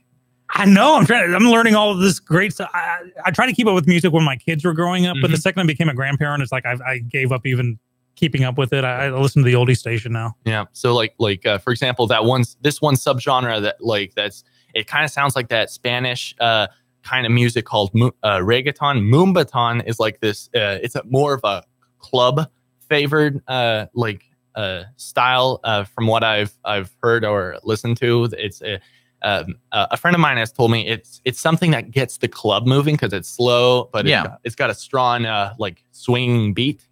And dubstep's more like it's got more of what's called a halftime beat. So it's kind of like country or rock because it's got like it's slow rhythm, but it's at a fast tempo. And then house music, it's more of like disco or techno, and so it's more focused on the melody or the harmony in the music. Dubstep, it's like most people have heard of dubstep. It's kind of like the focus is on how noisy or bassy it can be. Bassy meaning like as much bass and as in, yeah. I remember those days from my youth clubbing. This is some hardcore stuff then, because I mean, Reggaetron and Moombatron, I just figured they were a couple of Transformers, but apparently not. So I'm on your SoundCloud page. Yeah. What song should I pick to give the listeners an idea of Ooh, what you're going to be playing? Okay, so my recent song that I've posted, that is the remix of Parker Rudolph. Yeah, I see it. Sprinting. Yeah, Sprinting. That's an example of like Christian EDM. Ooh, cool. Yeah, crank it up. So yeah, so the lyrics come in the second measure. Here we go.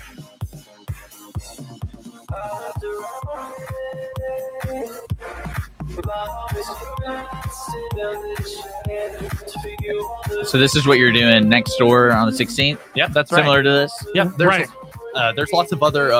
I've got planned to play some other Christian electronic songs with my own device. There at my church, there's this worship leader who agreed to send me over email some vocal recordings of this new song he's going to release August called Future. It's about the coming of the song's about the coming of Jesus and stuff. But I thought, while I was listening to it, like, man, that could be that I could do a really good remix for that, and it would sound good. There was a way that I could better than his original. Is that yeah. what you're trying to say?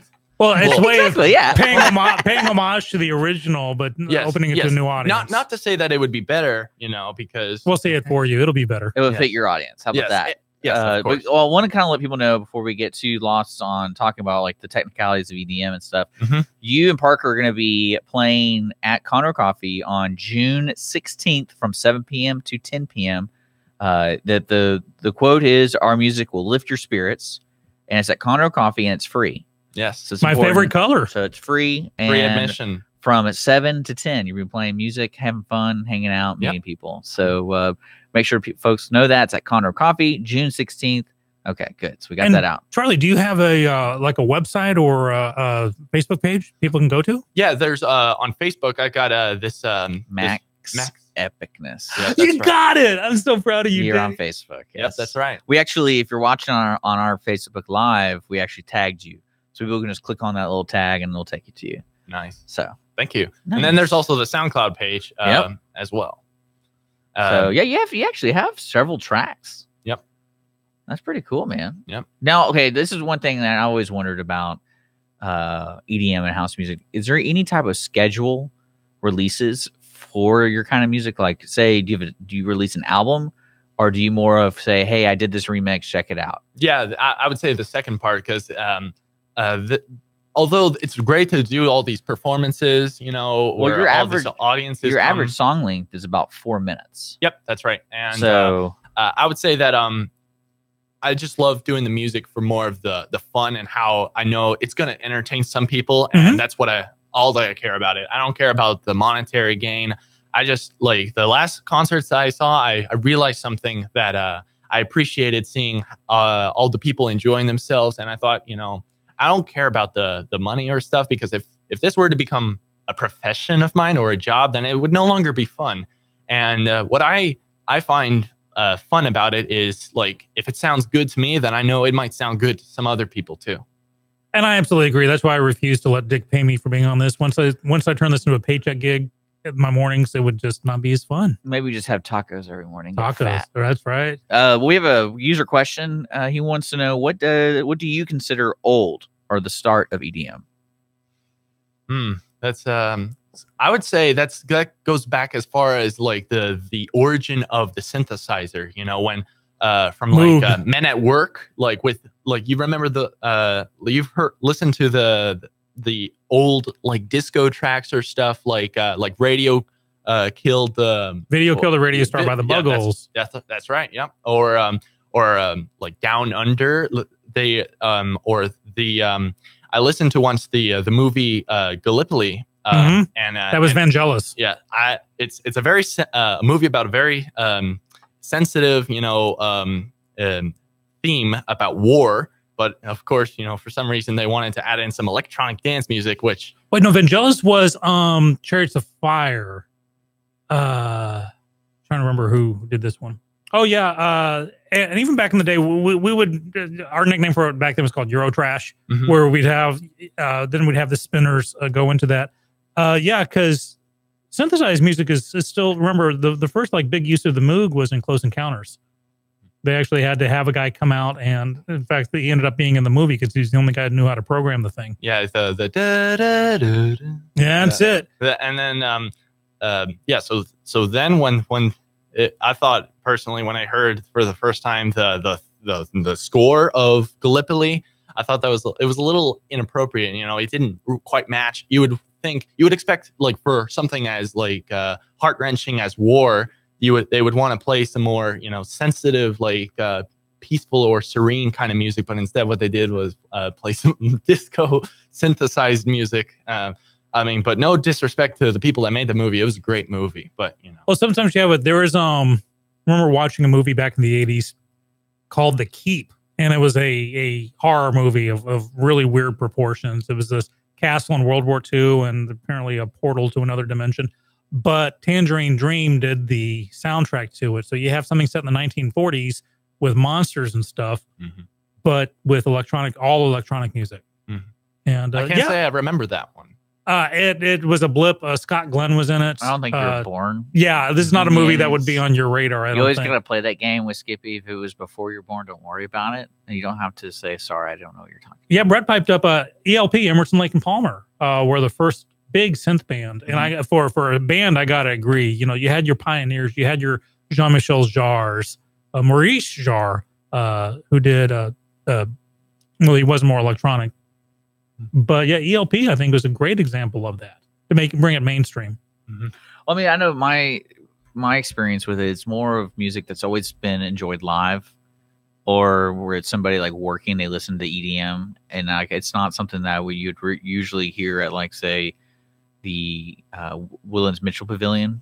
But it would be more of like a club scene, unless it was like some very popular track. Like everyone's heard of Avicii's "Wake Me Up" because on the unfortunate, like, untimely demise of Tim Bergling, God rest his soul. You know, because he recently died, and so now a lot of people are playing his song "Wake Me Up," and so now you go to any, like, you know, common place there, you probably will hear, you know, so wake me up when it's all over. Oh, see, I was thinking Wham's "Wake Me Up Before You Go." I'm on board with you now. I got what you're talking about. Yeah, the man was only about I think he was in his 20s when he died.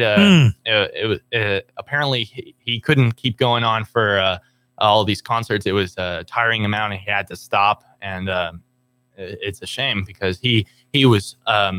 I would say, like, he's been arguably known as a man that has popularized EDM, because before him, like, EDM was still kind of like an awkward, like, new thing. People are like saying, like, "Hey, look at this." I didn't know what you're talking about, so I'm checking it out. Yeah, but no, that's cool. I mean, this is a new world, and it's really neat that Connor Coffey's doing something like this. For sure. Yeah, they're really opening themselves up to the arts, not only visual arts. Look out my Good Morning America plate glass window behind Charlie here, and I see every week or two his new artwork that sometimes I even buy it because it's really beautiful stuff. But then with them adding the music to it, nicely done. That's Conroe Coffee this Saturday, June 16th from 7 to 10 p.m. right next door to us here at Lone Star Radio in downtown Conroe. It's going to be Max Epicness and Parker Rudolph lifting your spirits with some Christian EDM. Looking forward to it. All right. And it's free. That's most importantly. And you can find all the information about the event on Connor Coffee on their Facebook, Twitter, or you can just call the studio. And Charlie, thank you so much for coming in. Of course. Good talking to you. Good seeing you, too. We'll be back. You're listening to Mornings of Lone Star Community Radio. You got any shout-outs for us, Charlie? Shout out to Parker Rudolph. There you go. There he is. Couldn't have done this concert without him. He's such a good friend. So awesome. That's June 16th, folks. You're listening to Mornings of Lone Star. We're going to take a quick break, but we will be back. Hope I get the chance to travel the world, but I don't have any plans. Conroe Coffee is a local coffee shop located in the heart of downtown Conroe at 206 North Main Street, Conroe, Texas. Conroe Coffee serves breakfast, lunch, and dinner, along with other treats and coffee. For more information regarding store hours and delivery in downtown Conroe, Conroe Coffee is on Facebook or by telephone at 936-266-7632. We would like to thank Conroe Coffee for being a supporter of Lone Star Community Radio and our morning sponsor with Mornings with Lone Star. A Lone Star Community Radio is Montgomery County's radio station with talk, music, weather, and traffic for Montgomery County. Have a question or comment about one of our shows? Want to know how to reach a host? Just contact the station at irlonestar.com or call in and leave a message at 936-647-3776. Get involved with your community with Lone Star Community Radio. Want to check out the fastest growing sport in the world? It's right here in Conroe, Texas, and it's roller derby. Conroe Roller Derby is a nonprofit recreational league of women and men who want you to come and check out the fast-paced, hard-hitting game of roller derby. The Conroe Cutthroats practice at Rainbow Roller Rink on Tuesdays, Thursdays, and Sundays. You can find our game schedule and more information on our website, www.conroerollerderby.com.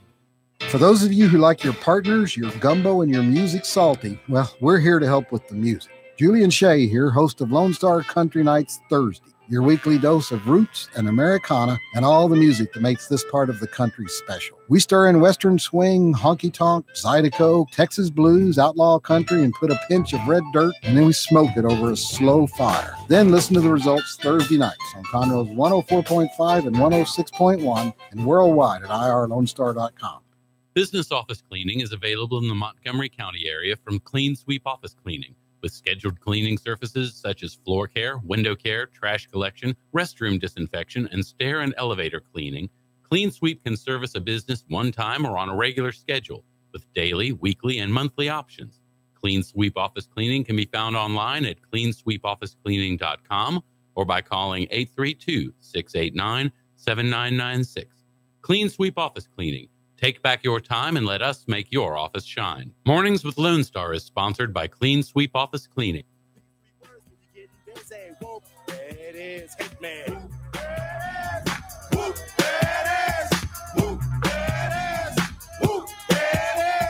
Welcome back. Mornings with Lone Star, Dick and Skippy, 10:27 on the dot. We're in our final half hour of this show.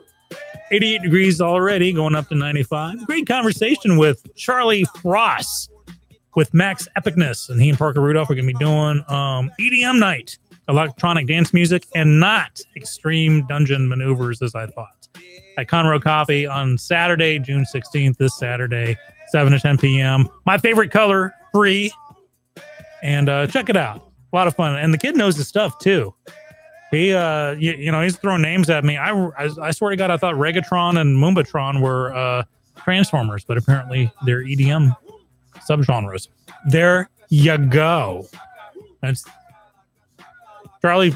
If you're still listening, appreciate you being in the studio. Tell your friends about us. We'll tell our friends about you. So, remember how last week we were talking about IHOP was going to change their name and have the big thing? Well, today it was revealed today, and it is blowing up, not in the good way. So it is IHOP is now IHOB, which just I hear hob and I think hobble. Yeah, it's stupid. And what does the B stand for? What do you think? Breakfast. You would have thought burgers. They want to be known as a burger place now. They say we've pretty much captured the breakfast market, which I'm going to laugh at that one because I really think Denny's has what? Yeah. So now I personally think B's going to stand for bankruptcy, but that's just my personal take on this. And it's not insider trading by any way, shape, or form. What? International House of Burgers is what they want to be known as. And it is, people are blowing up on Twitter. They're saying you got to fire your marketing team. This is the dumbest idea ever. I really think it's going to be International House of Bankruptcy. Yeah, you're looking it up. That's real. It's real. I'm not kidding you. Whoever came up with this idea, here's the thing. You're a business. You can do whatever you darn well please. Well, the one thing I can think of is if this is just a temporary deal, just so the people know they have like a lunch menu, like a new Coke thing. Oh, here's because they're rebranding everything. The signs are getting changed. Keep the old IHOPs. Because I mean, I know people who literally visited IHOP at one specific location for breakfast on like every Saturday morning. So what you're telling me is they're still serving breakfast. Yeah, and here's the thing, they got, what is it, their classic burger, I think it's a burger. There's nothing that stands out. It's like getting a burger at Denny's. There's absolutely nothing they that look makes taller it stand than out. 6 inches, so they're out of my book. I can't believe that's what they're gonna do. Because there aren't nearly enough burger places they gave in this world. up. They gave up the breakfast war with Waffle House. Well, here's the thing. Waffle House is, if Waffle House is smart, they're going to go on this massive marketing campaign. Yeah. Your breakfast joint all day. Always have been, always will. Denny's is 50-50. Like some people go to Denny's for legit dinners. And then Denny's is the whole 24 hours thing. I remember the one time they closed on Christmas Eve. The diner. Yeah. And I remember one time they closed on Christmas Eve, and single dads, this is back in the 80s, single dads over the world just revolted because it's like, this is our one night with the kids. I know it's stereotypical, but they went back to being always open. It was the 24-hour place. Why would you want to go to IHOP for No burgers? one's going to say, honey, pack up the kids. We're going to IHOP for burgers. I don't know. People help me on here. Sound off with me. Am I barking up the wrong tree here? Is this just a bad idea? And, they're more than welcome to make it. It's their company. But I really think they... That's so weird. Yep. So are we going to go to International House of Bankruptcy anytime soon? Check out the burgers? You know what? Funny. Do you think it started today? Like if we went to the IHOP it on literally 105, started today. they were like, we're here for the burgers. Uh-huh. There's the big rollout happened today. Ooh, actually. We're going to go to IHOP? I think I can. IHOP, it sounds wrong. IHOP. That's so funny. I actually am going to check it out, though, just because what's going to happen, though, is right when I sit down, I'll be like, oh, I could be at Waffle House. Now, a friend of mine and I, who shall remain nameless, were talking about Waffle House. They're doing burgers. There's a friend of mine who is diametrically opposed to you when it comes to feelings of Waffle House. I know that you love Waffle House. And this unnamed friend, not a fan so much.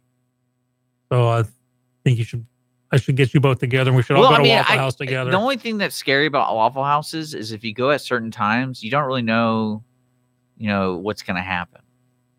Because I've been to a couple at late, and like some are really weird.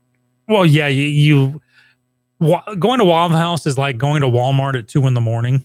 You're going to see some funky stuff. You're going to encounter some just weirdness. Yeah. So, yeah. Not IHOP though. Hob. You got to get used to calling it IHOB now. That's the stupidest. I'm sorry, people. The more I run this over, I want to know. I want to know if people are going to go. Like, you clearly got my interest to go check out the burgers, but I mean, like they literally have one shot. Yeah, you screw up this burger, man, and you've lost everybody. Yeah, this is totally a PR move. Like in the sense they're going to change it back in a month. I'd like to think so, but unlike news, because the only time I'm going to like take that back is when I drive down 105 to the IHOP and see that says IHOP. And I'm like, okay, so they literally spent money on changing the sign. So that means they're dedicated for a good year or two. Mm-hmm. They haven't changed any of the signs. I bet the menus might be changed. Because it has to be a coordinated event for all the restaurants. Mm-hmm.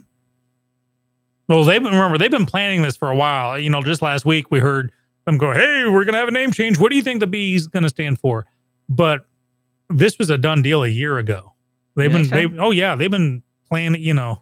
for it and getting all the marketing. Could you have gotten a hamburger at IHOP before? Yeah, you can always get a hamburger at IHOP. You can get a prime rib steak at IHOP. It's like Denny's. You can get dinners there, but people just go for the slams.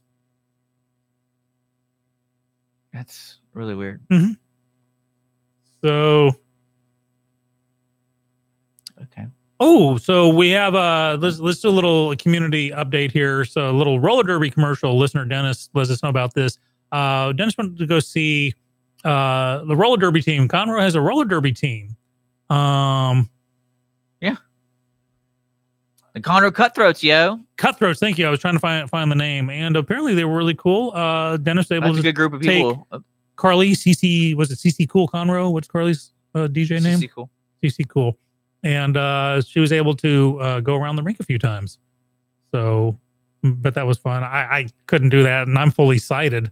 So kudos to Carly for that. I just, in my youth, I was all about the roller rink when it was a thing, but now, I'm old man on roller skates. I look pathetic.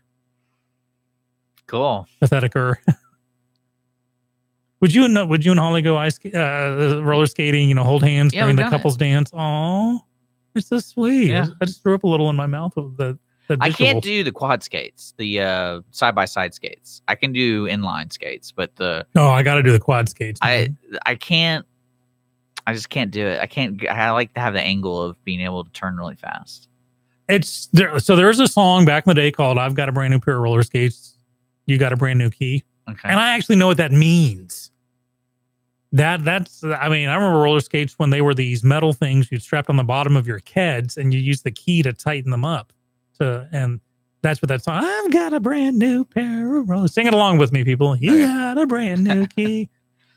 But I still can't get over this burger thing. That's so weird.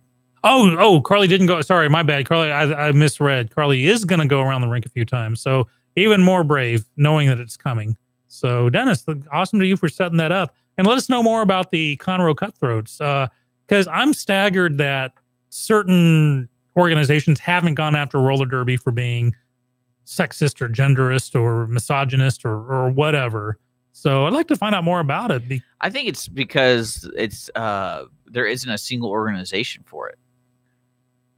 Like the International Roller Derby Society. I think the local, like Conroe Roller Derby, they're part of the local area, but I don't mean local. Like I think it might be Southeast Texas or something. I was about to say there's got to be enough teams that you can go against each other. So and it's a nonprofit. Well, up until 2015, so was the NFL. Well, I mean, I'm just letting you know, like it'd be kind of a weird move to go after a nonprofit. True. So just letting you know. There you go. So Dick and I may be going to IHOB over the week. And we're really gonna check that out. Yeah, I'm actually kind of impressed that. Okay, I can't do it today. Do it. Save it for like tomorrow or something, and let's go after the show. Okay, we'll see. There we go. We'll let you know. I'll get your people. Get with my people. Yeah, have your email fax my beeper. Yeah, we'll be good.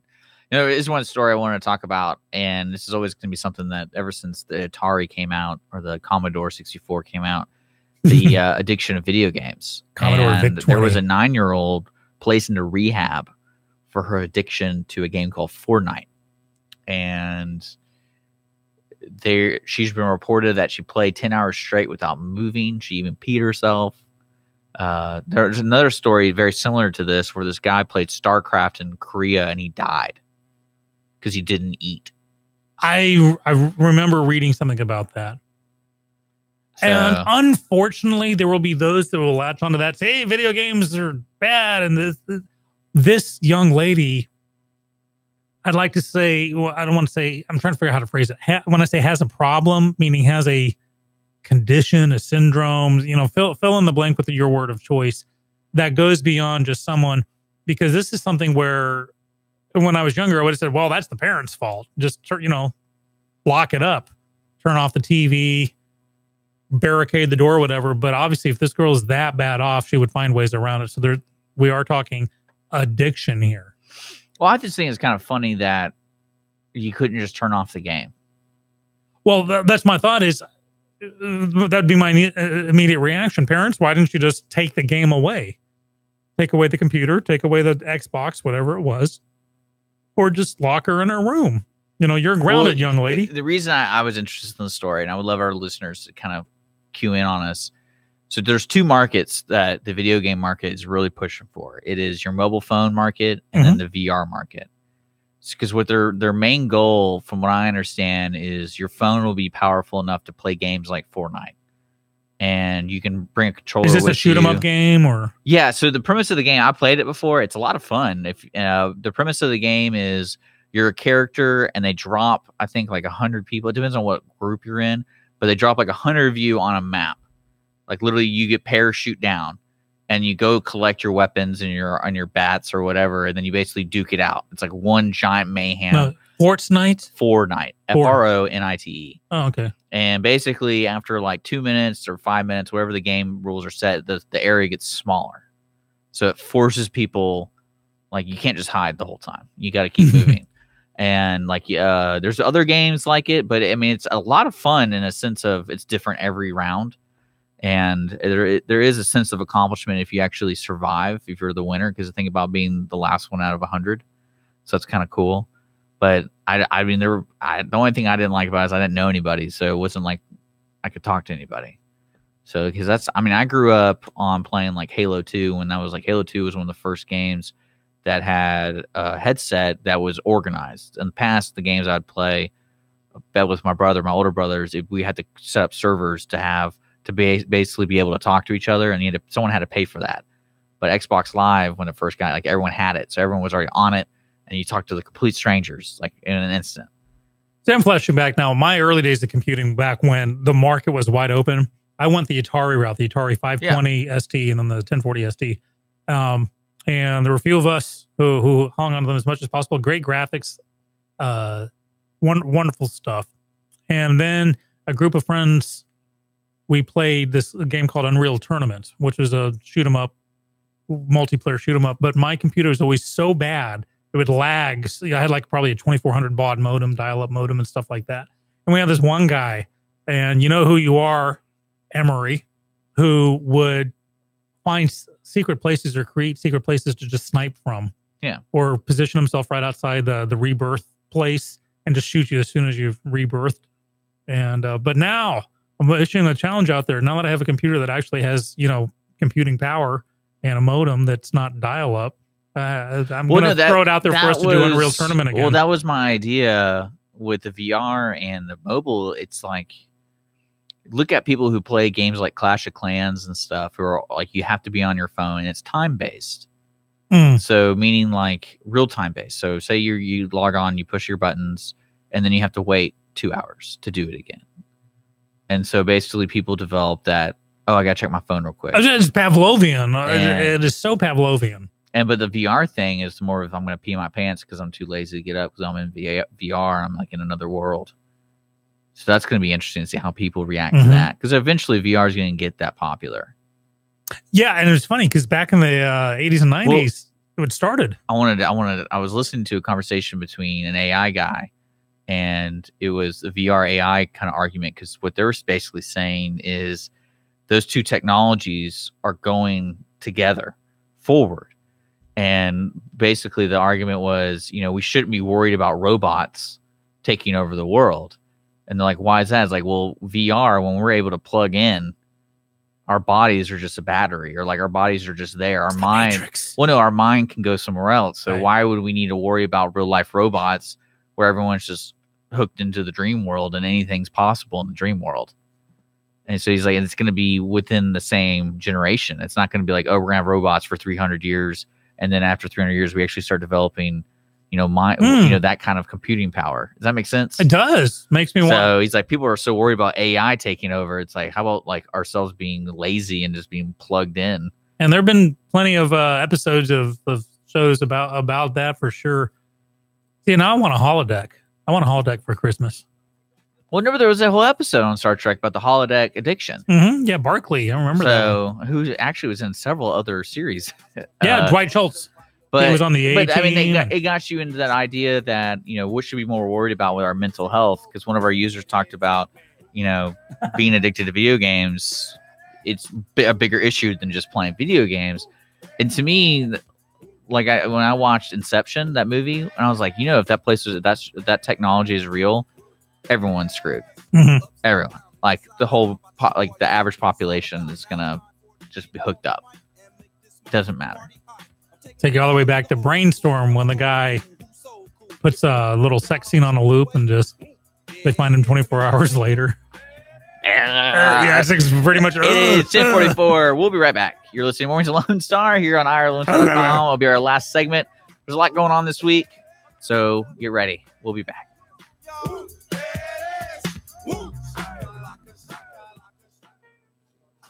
Conroe Coffee is a local coffee shop located in the heart of downtown Conroe at 206 North Main Street, Conroe, Texas. Conroe Coffee serves breakfast, lunch, and dinner, along with other treats and coffee. For more information regarding store hours and delivery in downtown Conroe, Conroe Coffee is on Facebook or by telephone at 936-266-7632. We would like to thank Conroe Coffee for being a supporter of Lone Star Community Radio and our morning sponsor with Mornings with Lone Star. The Texas A&M AgriLife Extension Service has been dedicated to educating Texans for over a century. In 1915, the Extension Program was established under the federal Smith-Lever Act to deliver university knowledge and agricultural research findings directly to the people. Ever since, AgriLife Extension programs have addressed the emerging issues of the day, serving diverse populations across the state. Texans turn to Extension for solutions in horticulture, agriculture, 4-H and youth, and family and consumer sciences. Extension agents respond not only with answers, but also with resources and services that result in significant returns on investment to boost the economy. Join us Fridays at 1 o'clock for the AgriLife Extension Hour.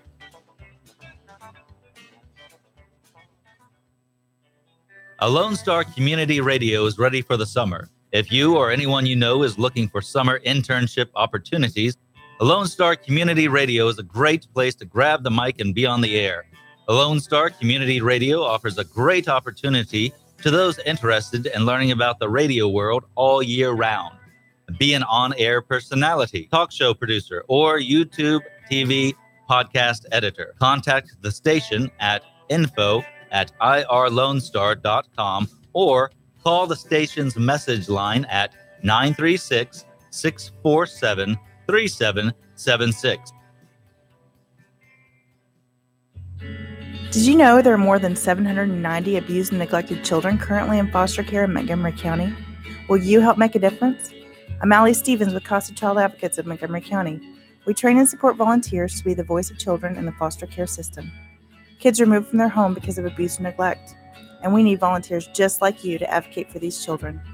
To learn more about becoming an advocate, please visit CasaSpeaksForKids.com. That's CasaSpeaksForKids.com. Business office cleaning is available in the Montgomery County area from Clean Sweep Office Cleaning, with scheduled cleaning services such as floor care, window care, trash collection, restroom disinfection, and stair and elevator cleaning. Clean Sweep can service a business one time or on a regular schedule, with daily, weekly, and monthly options. Clean Sweep Office Cleaning can be found online at cleansweepofficecleaning.com or by calling 832-689-7996. Clean Sweep Office Cleaning. Take back your time and let us make your office shine. Mornings with Lone Star is sponsored by Clean Sweep Office Cleaning.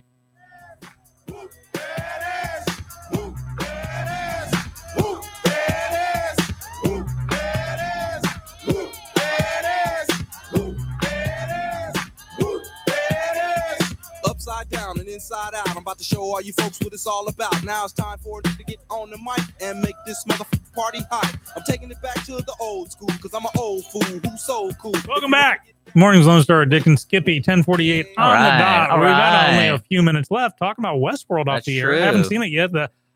Dick hasn't seen the movie or the sequel, Future World. When Future World actually was shot in Houston area. But I've yet to see this new HBO series of it. So I think we're challenging each other. I challenged him to watch the original movies, and I'll watch the new series. I think I got some HBO free for a while on my new cable. I'll check it out. Well, good. Yeah. I mean, we were just kind of talking about technology, and we talked about AI and VR. And at one point, like we were saying that, you know, if you look at it as like a horse race, where are they progressing? They're almost kind of the same in like the same generation. So, and there will be emerging. My thought is, well, it might not be robots who are taking over the world. It might be a computer taking over our mind. There could be that. I'll try to be a little bit more optimistic. I'd like to think the melding of that could be like, let's say for ocean exploration or space exploration, let's say we get robots on Mars and then you hook into the VR. So you're walking on Mars through this robot. It's basically a big version of your Segway scooter with the iPad on it. Yeah. But just with claws. Yeah. There's nothing wrong with that. There we go. And So I have two funny stories to talk about. One is, remember last week I was talking about Jet2, which is a European airline, that somebody was banned for life because they got really obnoxious and were urinating on the seat in front of them, literally. Well, now someone else has been banned for life. No names have been mentioned yet. But apparently there was a flight going from Belfast to Ibiza off of Spain, and they had to divert to Toulouse, France, because apparently there was a stag party. Now, understanding since Belfast was the originating flight, I'm going to go out on a limb and saying that these were Irish men on a stag party.